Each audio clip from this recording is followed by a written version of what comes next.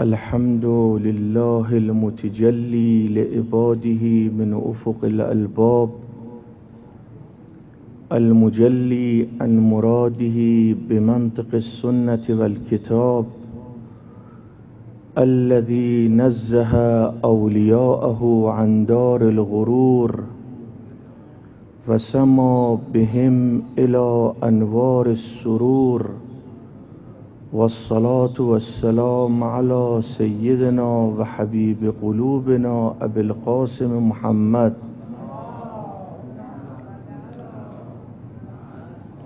وعلى أهل بيته الطيبين الطاهرين. وإذ ابتلى إبراهيم ربه بكلمات فأتمهن قال إني جاعلك للناس إماما قال ومن ذريتي قال لا ينال أحد الظالمين. قرآن کریم کتاب قانون است. اگر کسی بخواهد سعادتمند شود باید به کتاب قانون عمل کند.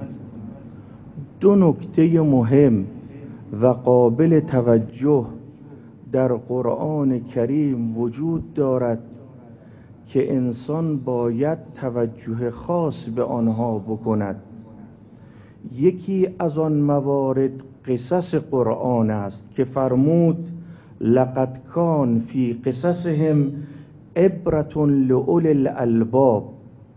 اول یعنی صاحب، الباب جمع لب است به معنای خرد.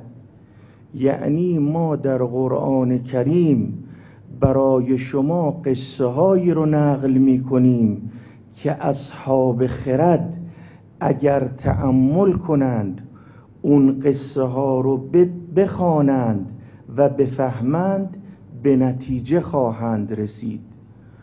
آنجا که قضیه یوسف رو خداوند متعال نقل می کند، یا قضیه ابراهیم و اسماعیل و قضیه کوه صفا و مروه، ای صاحبان خرد اگر دقت کنید در این داستانها، اگر تأمل کنید در این داستانها، نتایجی رو به دست خواهید آورد که شما رو سعادتمند می کند.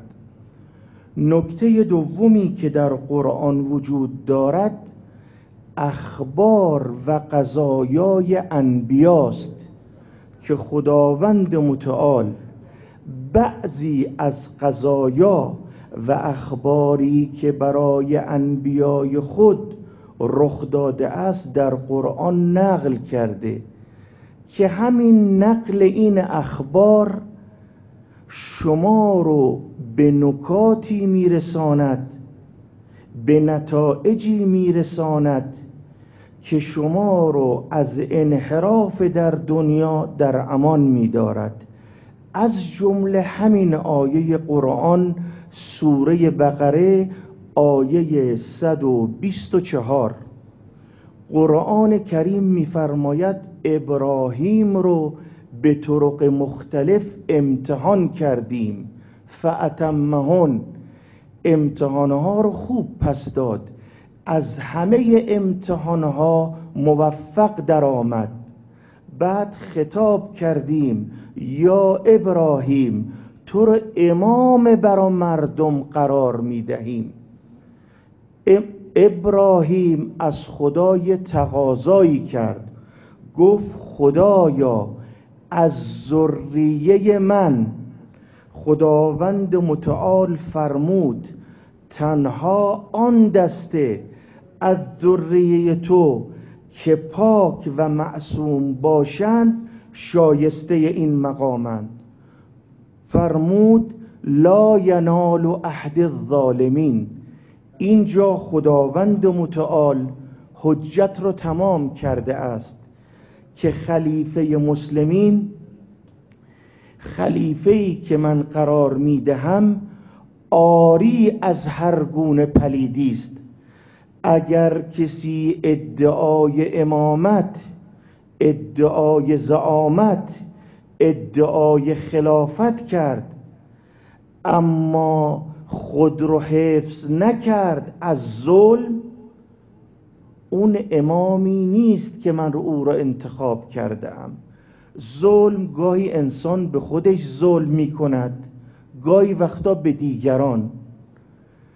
ظلمم به گونه‌های مختلف محقق میشه. شما یه آقایی رو که میخواد یه مسیری رو بره، مسیر انحرافی رو بهش یاد بدی، مسیر انحرافی رو نشونش بدی، آن مسیری که خطرناک است، آن مسیری که ممکن است به نتیجه نرسد، تو ظالمی.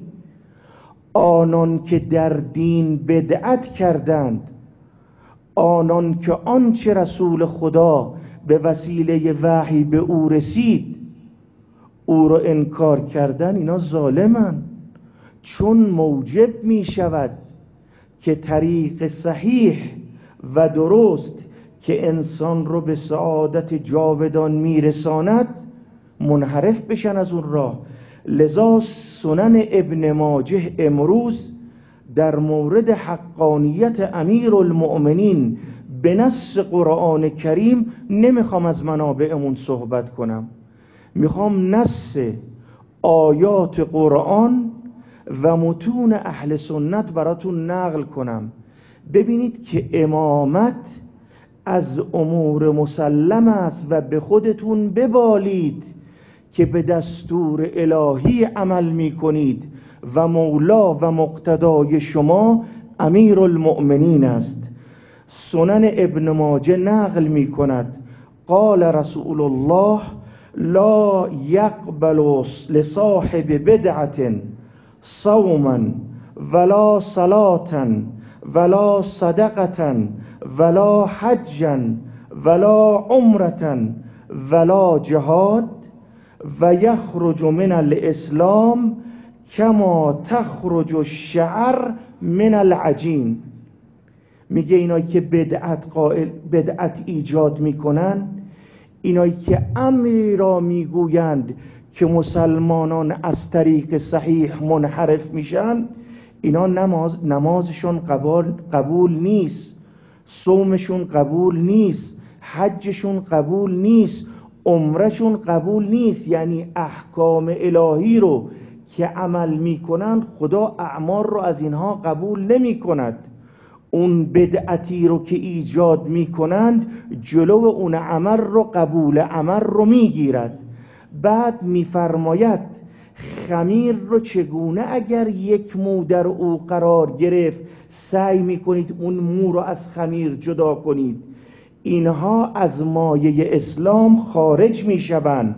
لا ینال عهد الظالمین، کسانی که ظلم کردند به مردم، بدعت قائل شدند، در مقابل نص الهی به اجتهاد خودشون عمل کردند، اینها از دین خارجند.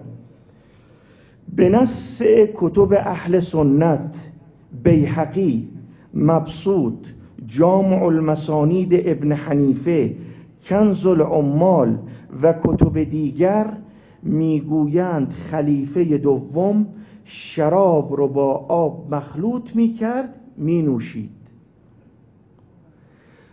گفتند جاهز نقل میکند، کسی رو دستگیر کردند آوردند پیش دستگاه خلافت، گفتند این شراب خورده است، جهد کرده است به حکم الهی، به نص آیه قرآن حرام است. پیش خلیفه دوم آوردن، خلیفه دوم بهش گفت چرا شراب خورد؟ گفت من همون کاری رو میکردم که تو انجام میدهی.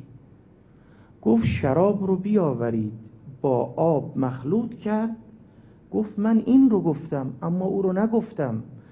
در صورتی که پیامبر اکرم به نص سنن دارمی، سنن نسائی، سنن بیهقی، مصابیح السنه، تاریخ خطیب بغدادی، صحیح ترمذی و علمای بزرگ اهل سنت، پیامبر فرمود شرابی که مست کند حرام است، چه کم باشد چه زیاد، چه مخلوط با شیئی شود یا نشود.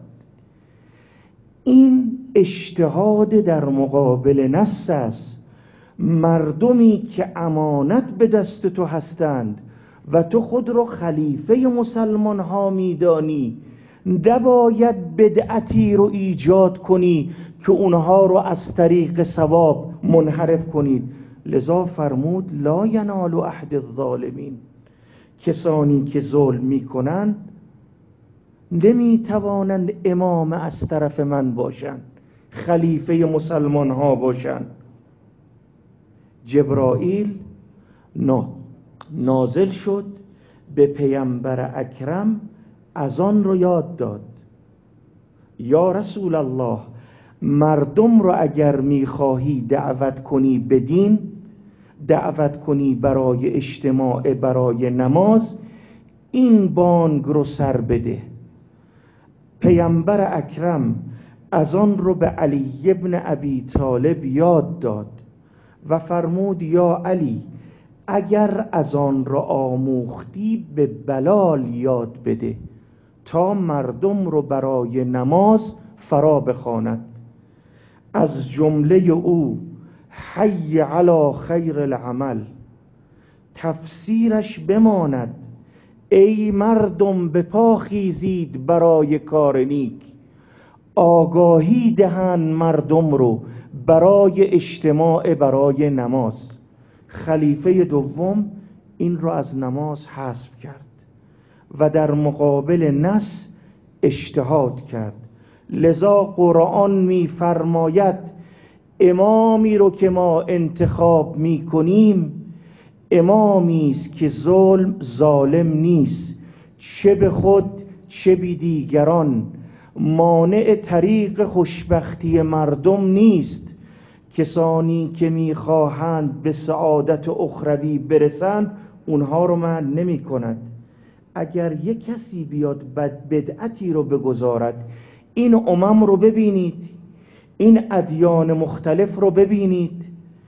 الان اگر وارد هند شوید، در هر منطقه‌ای از این کشور میبینید یه گروهی در حال عبادتند، گروهی اجلکم الله بقر رو عبادت میکنند، گروهی اجلکم الله موش رو عبادت میکنند، گروهی کذا و کذا عبادت میکنند. این موجبش همون بدعتی است که بعضی ها ایجاد کرده اند و مردم رو از طریق صحیح منحرف کردند. و جعلناهم ائمه یهدون بامرنا و اوحینا الیهم فعل الخیرات و اقام الصلاة و ایتاء الزکات و کانوا لنا عابدون. میگه ما فعل خیر رو به کسایی که انتخاب کردیم امام برا مردم باشن یاد دادیم، نماز رو یاد دادیم، زکات رو یاد دادیم. و کانوا لنا عابدون، این لنا متعلق به عابدون مقدم شده، میخواد بگه این استمرار منحرفه، منحصره. این استمرار منحصر است در کسانی که از اون اول عبادت خدا رو میکردند، از اون اول عابد خدا بودن. کانوا لنا عابدون. مأمون دخترش رو به امام جواد داد.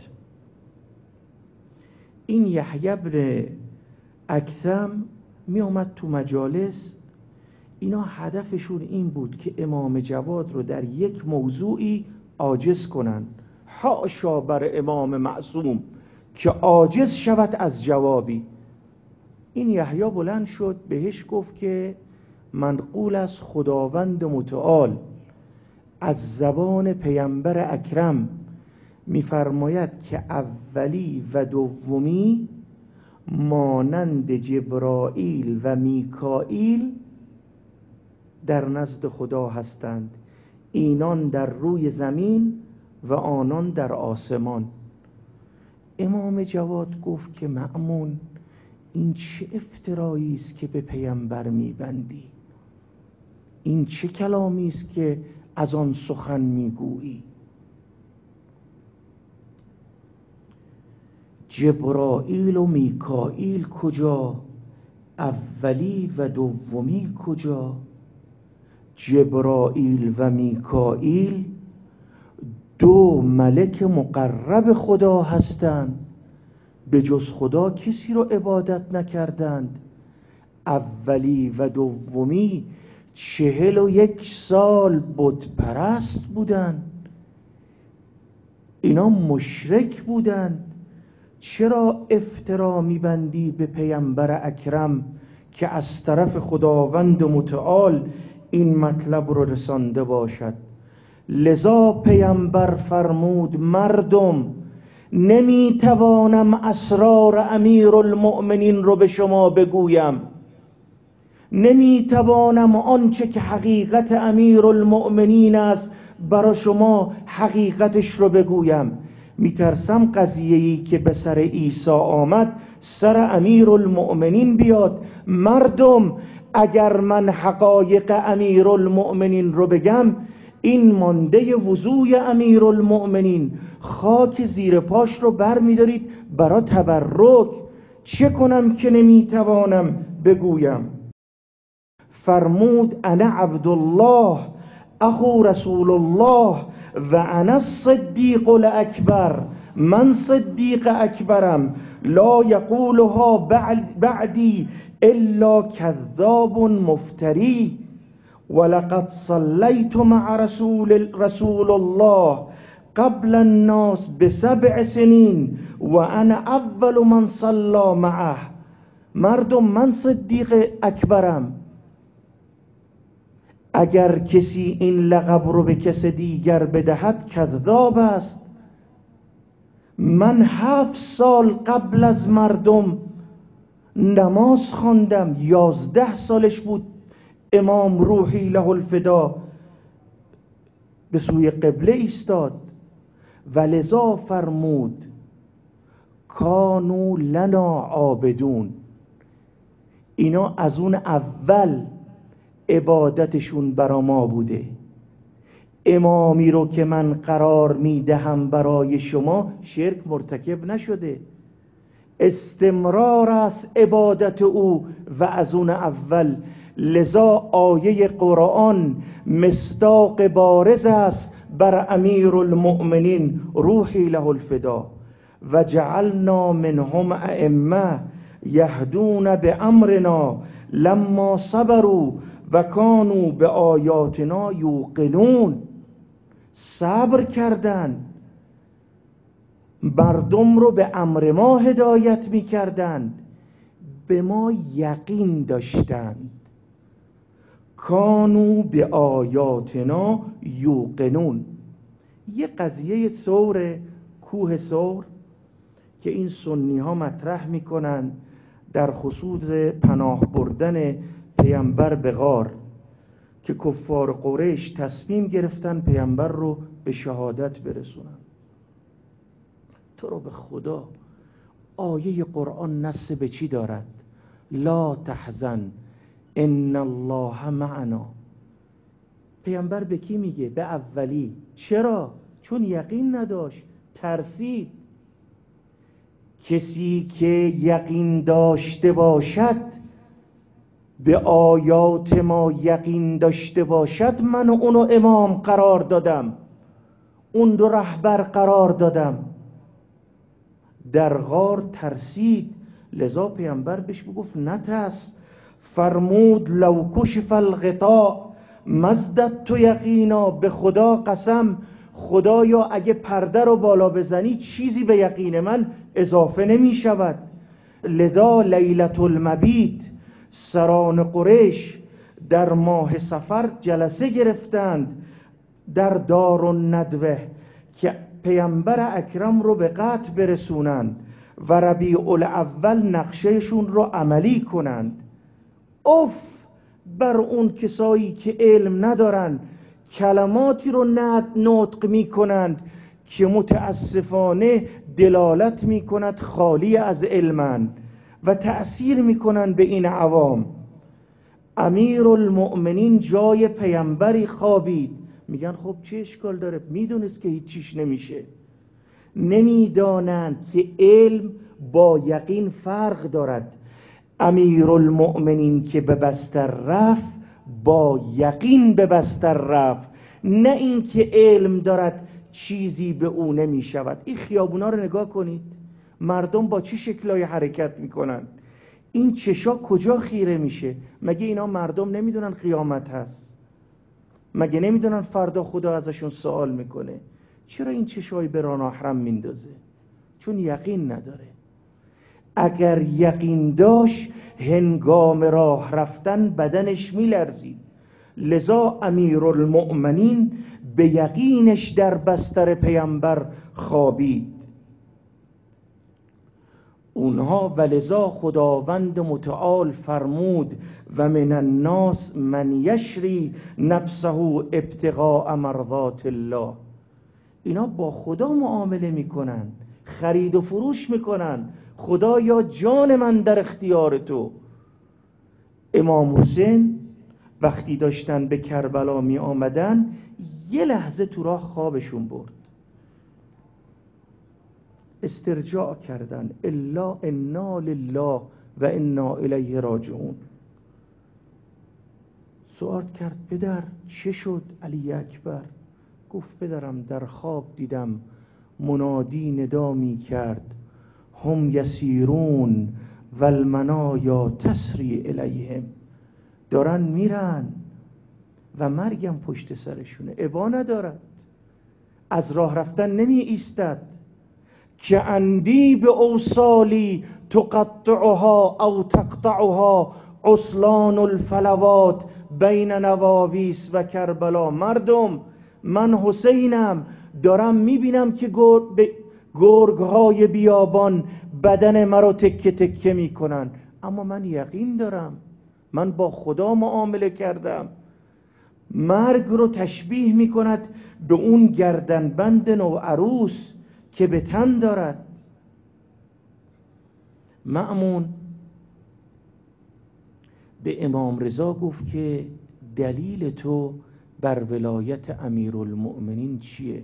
گفت نص آیه قرآن انفسنا و انفسکم. پیامبر نفس خودش رو علی ابن ابی طالب قرار داد. گفت نه، این حرف درست نیست. چرا؟ به دلیل این که نساءنا و نساءکم قرآن گفته. پیامبر اکرم حضرت زهرا رو آورد، در صورتی که غیر از حضرت زهرا پیامبر چند تا زن داشت، یه دونش کافی بود.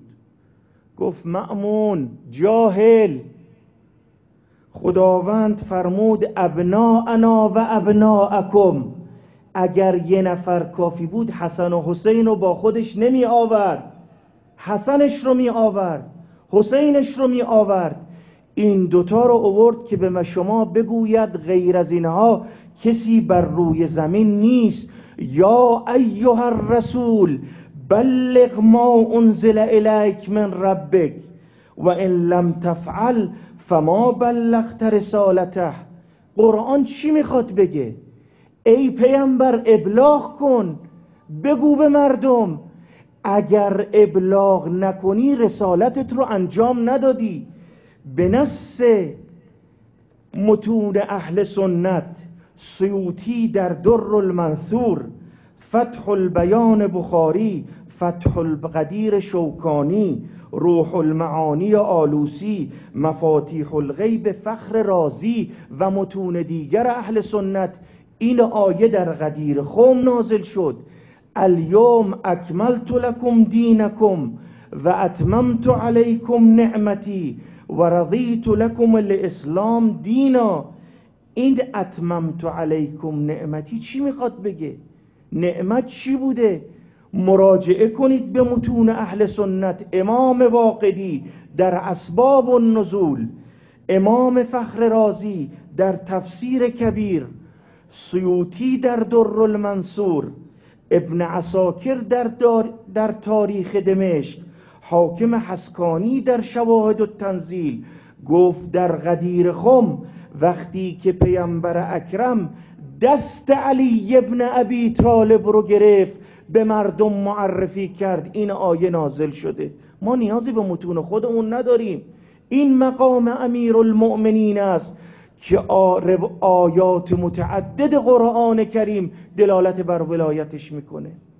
یک قضیه است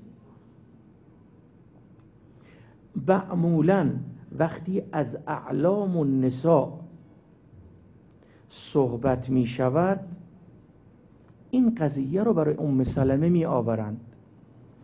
عایشه قد بدونید امروز رو، عایشه وقتی خارج شد برای جمل، ام سلمه اومد پیشش گفت عایشه کجا داری میری؟ کجا؟ گفت دارم میرم به کسی که خون عثمان رو ریخته. گفت مگر تو اون شب یادت رفت اون قضیه‌ای که در خانه تو رخ داد؟ یادت نیست مگر آن روز که در خانه رو زدن تو خیلی ناراحت بودی، در خانه رو زدن، پدر تو و صاحبش به خانه آمد؟ گفت بله. گفت یادت نیست اون روز یک گفتگویی بین پیامبر و اونها رخ داد؟ گفت بله. گفت یادت نیست بعد از این گفتگو امیرالمؤمنین آمد در خانه رو زد، بعد با علی ابن ابی طالب امیرالمؤمنین رفتن، تو خیلی ناراحت شدی، گفتی بعد از 9 روز پیامبر خانه من آمده است اما خانه رو ترک کرد؟ گفت بله. گفت یادت اون روز وقتی پیامبر اومد چقدر زشت باهاش برخورد کردی؟ بعد به پیامبر بهت توضیح داد من کجا بودم. گفتی پدرم و صاحبش از تو چه میخواستند؟ شما پیامبر بهشون میگفتی عمل نمی کنید، شما اهلش نیستید، من بر شما نمیگویم. یادت هست؟ پیامبر اونجا فرمود از من خواستن که بعد از خودم رو برای اونها بگویم. پیامبر بعد از تو پرسیدی از پیامبر اکرم پیامبر بعد از تو چه کسی است؟ اشاره کرد به علی ابن ابی طالب، فرمود خاصف النعل، اون کسی که این کفشش رو داره میدوزه. یادت هست؟ الان میخوای برای جنگش خارجی؟ و یادت هست به پیامبر گفتی با امیرالمؤمنین کجا رفتی؟ چرا از خونه خارج شدی؟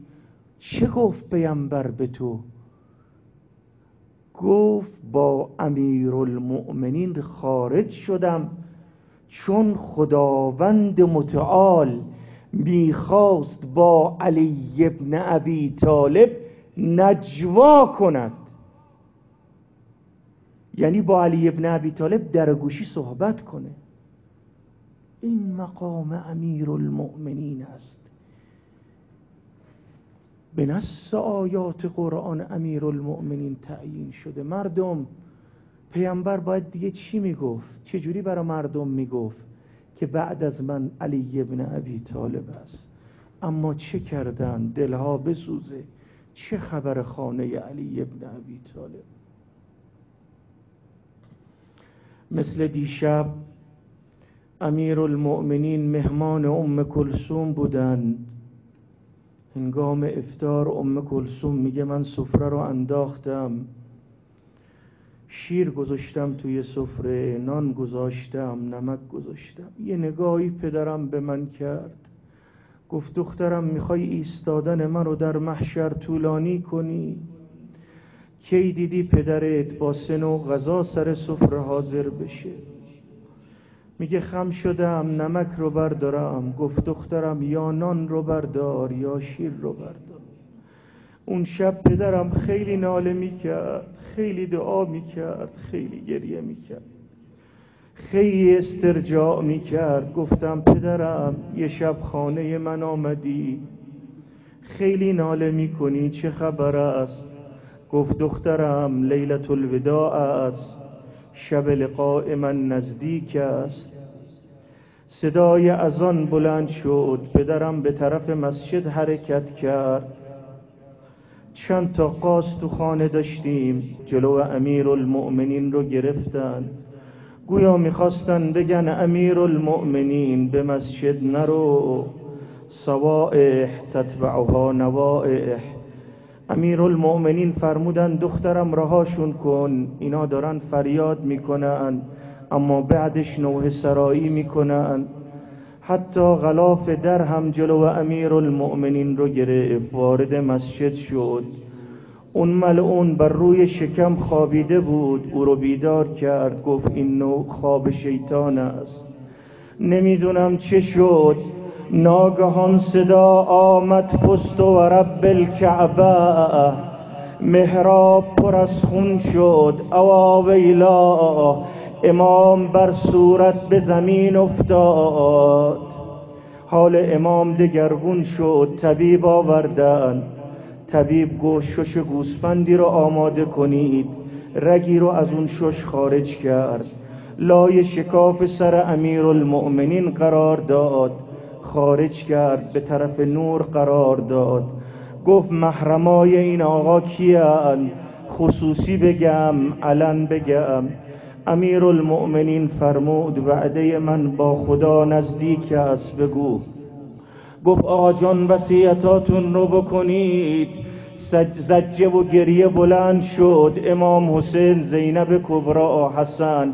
حسن جان چرا گریه میکنی؟ جگر تو رو تکه تکه میکنن. چشمی که بر تو گریه کند فردای قیامت کور محشور نمیشود. عزیز من حسین جان چرا گریه میکنی؟ عالم باید برا تو گریه کند. و الشمر جالس علی صدره مولع سیفه قابض علی شیبته المقدسه. زینبم تو چرا گریه میکنی؟ یه روز میاد تو رو به کوفه اسیر میآورند. صدا زد در کوفه پدرم، ما توهمت یا شقیق فؤادی کان هذا مقدرا مکتوبا. باور نمی کردم زنده باشم سر تو رو برادر بالای نیزه